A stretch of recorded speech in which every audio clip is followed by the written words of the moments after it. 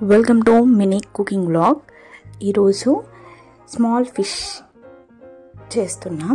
ఇవి ఫ్రెష్గా ఉంటేనే కర్రీ అనేది టేస్టీగా వస్తుంది. ప్రాసెస్ చూసేద్దాం. 2 బిగ్ సైజ్ ఆనియన్స్ని చిన్నగా కట్ చేసుకోవాలి.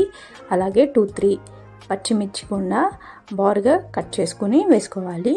2 టేబుల్ స్పూన్ రాక్ సాల్ట్ వేసాము.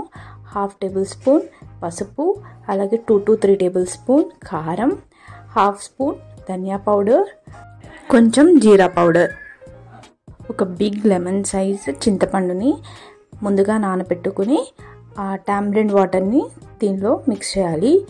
ఇఫ్ టైం లేని వాళ్ళైతే ఆ టామరిన్ని మంచిగా వాష్ చేసేసి కొంచెం వాటర్ వేసి కొంచెం హీట్ చేస్తే త్వరగా మనకి ఆ జ్యూస్ అనేది వస్తుంది.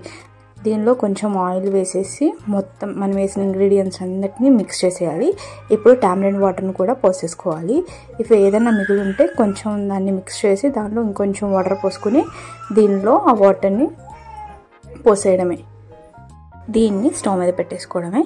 మధ్య మధ్యలో జస్ట్ అలా తిప్పుతూ గరిటెతో కాకుండా నార్మల్గా వాణిని పట్టుకుని మధ్య మధ్యలో కదుపుతూ ఉండాలి. ఫైనల్గా కొత్తిమీరతో గార్నిష్ చేసేసుకోవడమే. వేడి వేడి small fish curry is ready. If you like this recipe, don't forget to like, share and subscribe to our channel.